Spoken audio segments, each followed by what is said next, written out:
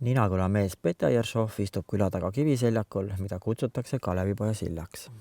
Räägitakse, et siin astuski kaldale eestlaste vägimees Kalevipoeg, Venemaalt hangitud lauakoorem seljas ja laudade vahel Jeršovi esivanemad, tillukest kasvu nagu Jeršov ise.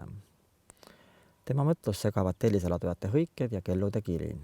Ehitatakse nikoniaanlaste uueusuliste kiriku laiendust. Petja isegi on müürimees. Pärnu ja Peterburi kandis maju ehitades nägi ta, kui tore on kohalikel härradel roostikus pardijahti pidada. Vanaisa püssigi on ta korda teinud. Aga rand on lage ja veepiiril soperdavad luiged. Aga luik teadagi, paistab suur, ent liha ja rasva pole ollagi. Meeleolu on kurb, isegi vastik. Jeršovid on tuntud jonnakuse poolest. Petja onu keeldus majale korstnat ehitamast ja suri vingumürgitusse. Tädipoeg arvas, et maakera on ümmargune, reisis välismaale ja jäigi kadunuks. Ema ei maitsnud toitu ning soole pani kulbiga. Lisaks ei piserdanud ema lihavõtete ajal lehmi püha veega ja piim läks enne meierisse jõudmist hapuks. Isa sai kahtaseid seeni ja ütles, et teda need ei tapa. Ei tapnudki, pani ta ainult tantsima. Tagatipuks ehitas vana Jeršov sohu rauapõletusahju. Kavastu mõisa rahval kulus 5 nädalat, et turbapõlengust jagu saada. Petja pole vähem jonnakas. Järgmisel kevadel käib ta Laado kääres müüritöödel. Songib kaldamudast juurikaid. Kõrkjad, kaislad, hundinuiad, roog.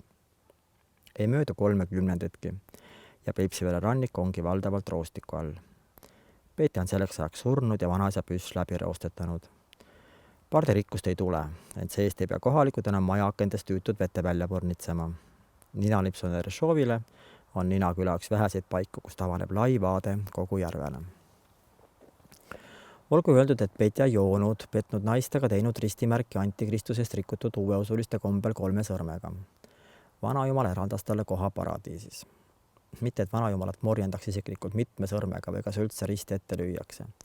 Talle lihtsalt meeldib pardijaht. Näe, tulevad, sosistab Petja. Puh, teeb vanajumal. Tiibade laperdades kukub part nende jalge ette. Noh, sinu kord. Vaata, too seal on õige rammus, lausub vanajumal. Puh, teeb Petja. Part kukub. Partidest ei tule iialgi puudus, sest õigupoolest pole see inimeste, vaid partide paradiis. Ja natuke ka põrgu, sest kui Petjal peaks kunagi pardijahist küllalt saama, pole vanajumal sugugi nõus meeldivast jahikaaslasest loobuma. Nad topivad saagi kartulikotti ja viivad vanajumala koju. See on õige pisike tareke. Aknaraambid vuks ja roosaks võõbatud ja katusel mitut värvi eterniitplaadid.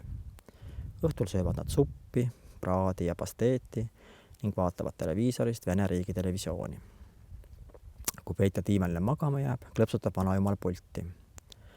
Telekast on kenasti näha, kuidas ettevõtlik Peipsivere rahvas rahvatantsu harjutab, potte ketrab, põdrakanepid hapendab, kangast trükib, veini ja õlut pruulib ning hobuseid harjab. Isegi see on näha, kuidas Aleksander garaažis sõjalennukid ehitab. Naabritele ütleb, et parandab karakatti. Aga see on väike vale. Hommikul viskab vanajumal pardikondid põõsasse, mõne hetke pärast tõusevad linnud taas elavaina lendu ja kui vanajumalal on pimkatuju, lennutab ta Petjat ennast ja kütib teda mõne pardi seltskonnas.